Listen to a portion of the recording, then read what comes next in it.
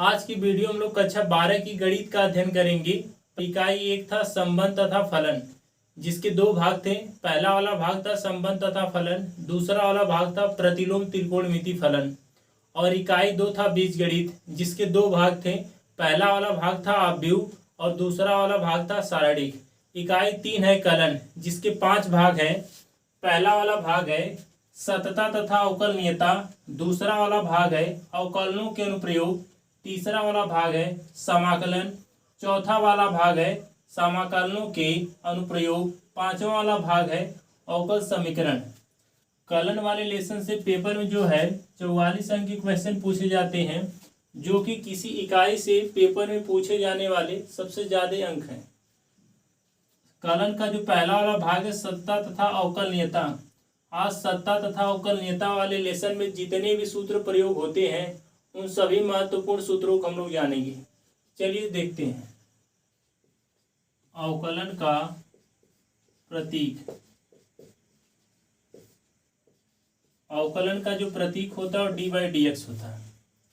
जैसे किसी भी फलन का यदि हमें अवकलन करना है ना, तो उसके क्या लिखा रहेगा dy/dx। जैसे dy/dx x⁵, तो x⁵ के पहले क्या लिखा dy/dx, तो इसका मतलब हमें क्या करना है, इसका अवकलन करना है। जैसे दे सकता है dy/dx 6 दे सकता है, यानी मतलब 6 का हमें क्या करना है, अवकलन करना है। तो जिसका हमें अवकलन करना रहेगा उसके पहले क्या लिखा हुआ रहेगा dy/dx। इससे हमें पता चल जाएगा कि उसका अवकलन करना है। तो चलिए अवकलन वाले लेसन के जितने भी महत्वपूर्ण सूत्र हैं सभी सूत्रों को जानते हैं। dy/dx c का मतलब यहाँ पे कांस्टेंट, जैसे कोई कांस्टेंट मान, जैसे नियत 6 7 8 9 10 ऐसी कोई संख्या है a b c, उसका यदि हम अवकलन करेंगे तो उसका मान क्या आ जाएगा 0। dy/dx f(x) जो यहाँ पे एक फलन है और a जो यहाँ पे एक कांस्टेंट संख्या है। अगर ऐसे कहीं दिया तो उसका हमें अवकलन किस तरीके से करना है। जो कांस्टेंट वाली संख्या रहेगा, चाहे जो कांस्टेंट वाला अंक रहेगा, उसको सबसे पहले ही लिख देंगे। जैसे यहाँ पे a है तो a को पहले लिख देंगे, फिर dy/dx × f(x), dy/dx x⁴n। जैसे घातांक के रूप में कोई मान दे दे, तब उसका अवकलन हम कैसे करते हैं, घात को पहले लिख देते हैं। जैसे n है तो n को पहले लिख देंगे और उसकी घात में से 1 हमेशा घटा के लिखते हैं। ये उसका अवकलन हो गया।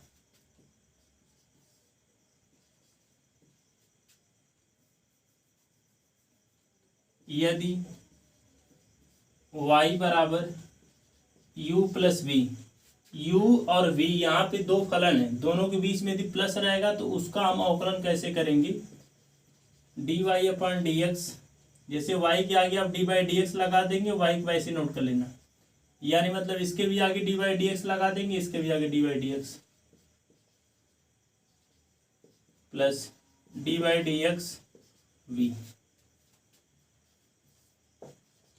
यदि y बराबर u - v दिया हो, तब हम इसका अवकलन करेंगे तो इसको लिख सकते हैं dy/dx बराबर, इसके भी आगे dy/dx लगा देना और इसके भी आगे dy/dx लगा देना। तो जगह dy/dx u minus dy/dx v।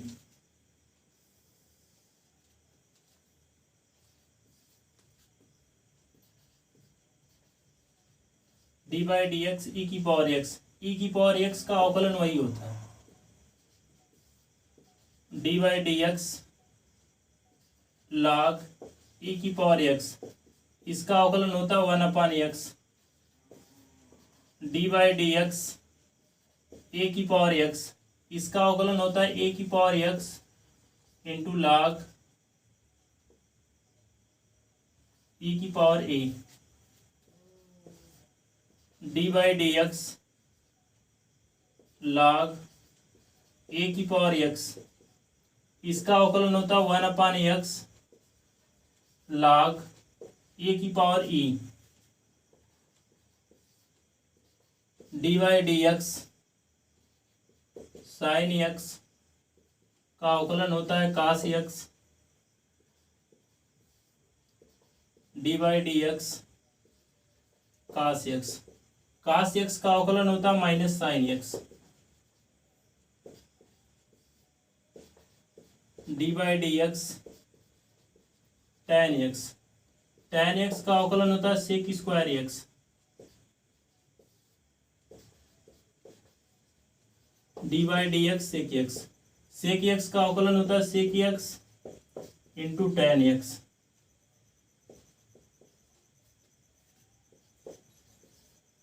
D by d x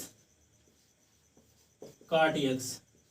cot x का अवकलन होता है minus cosec square x.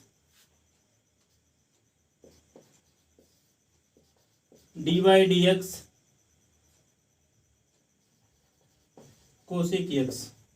Cosec x का अवकलन होता है माइनस कोसेक एक्स इंटू काट एक्स।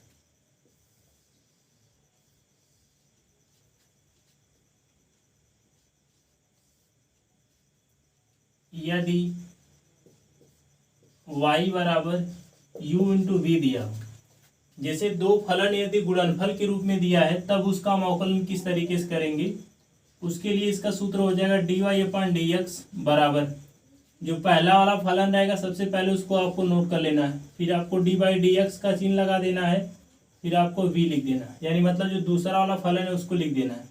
तो दूसरे वाले फलन का मुझे क्या करना रहेगा, अवकलन, क्योंकि इसके पहले क्या लिखा हुआ है डी बाई डी एक्स। फिर उसके बाद प्लस का चिन्ह आपको लगाना है, फिर दूसरा फलन आपको नोट कर लेना है, फिर डी बाई डी एक्स लिखना है, उसके बाद पहला फलन नोट करना है। यदि कोई दो फलन गुणनफल के रूप में दिया तो उसका अवकलन हम इस तरीके से करेंगे। यदि y बराबर u अपॉन v, यदि दो फलन भागफल के रूप में तब उसका अवकलन हम कैसे करेंगे, d y upon d x बराबर, जो नीचे फलन लिखा हुआ रहेगा सबसे पहले उसको आप नोट कर लीजिएगा, फिर उसके बाद आपको डी बाई डी एक्स का चिन्ह लगा देना है, फिर उसके बाद u को आपको यानी मतलब ऊपर वाला जो फलन रहेगा उसको नोट कर लेना है, फिर माइनस का चिन्ह लगाना है, फिर उसके बाद ऊपर वाला जो मान है उसी को आपको नोट कर लेना है, फिर डी बाई डी एक्स का चिन्ह लगा देना है, फिर उसके बाद आपको नीचे वाला जो फलन है उसको लिख देना है, फिर नीचे वाला जो फलन रहेगा उसका आपको स्क्वायर कर देना है। इस तरीके से भागफल के रूप में यदि कोई फलन है तो उसका हम अवकलन कर सकते हैं।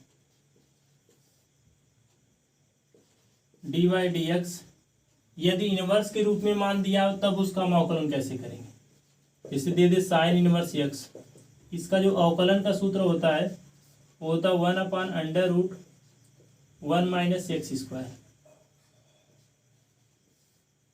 D by d x cos inverse x का होता है -1/√1 minus x square. Sine inverse और कास इनवर्स का एक ही जैसा होता है, लेकिन साइन वाला जो मान होता है वो धनात्मक में होता है और कास इनवर्स का जो होता है वो ऋणात्मक में होता है। D by d x tan inverse x बराबर, tan इनवर्स एक्स का अवकलन होता है 1/1 plus x square. D by d x काट इनवर्स एक्स बराबर -1/1 plus x square. tan inverse का और काट इनवर्स का एक ही जैसे होता है, लेकिन tan इनवर्स वाला जो धनात्मक में होता है और काट इनवर्स वाला जो ऋणात्मक में होता है।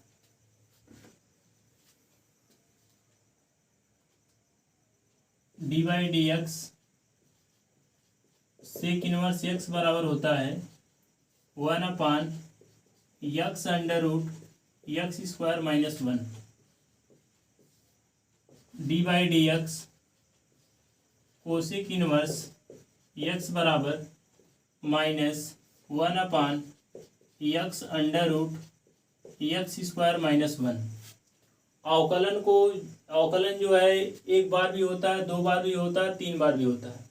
तो अवकलन को किस चिन्ह से हम कैसे दर्शाते हैं उसके बारे में जान लेते हैं।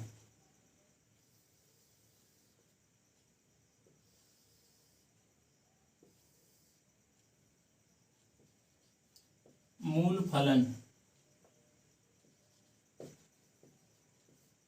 फलन हम मान ले रहे हैं y बराबर क्या हमारा f(x), साधारण संकेत यानी मतलब जो ज्यादातर यूज किया जाता है उसको प्रदर्शित करने के लिए उसको हम लिखेंगे अन्य संकेत। उसके अलावा भी कुछ उसके संकेत होते प्रदर्शित करने के लिए, उसको लिखेंगे इसमें। प्रथम अवकलन, एक बार यदि अवकलन हो जाता है तो उसको हम dy अपॉन dx से प्रदर्शित करते हैं। इसके अलावा उसको आप f डैश x से भी प्रदर्शित कर सकते हैं, या कैपिटल dy से भी, कैपिटल D स्मॉल y से भी प्रदर्शित कर सकते हैं, या फिर y की पावर एक डैश लगा के भी उसको प्रदर्शित कर सकते हैं, या फिर उसको आप y1 से भी दर्शा सकते हैं।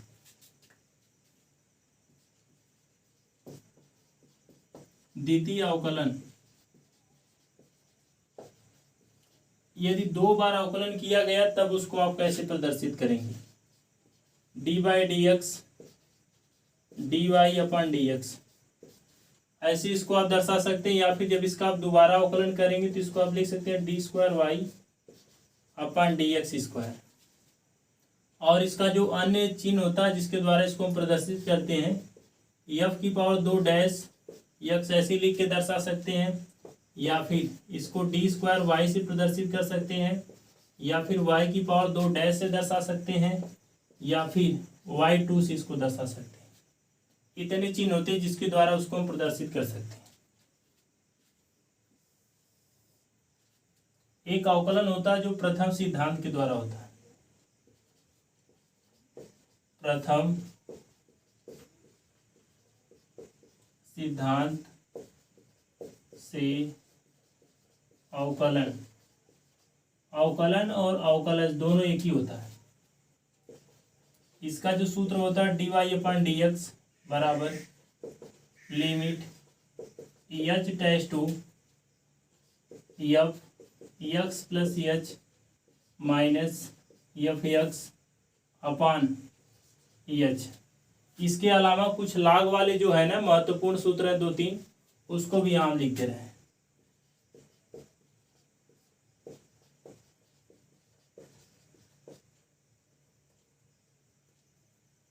अन्य महत्वपूर्ण सूत्र,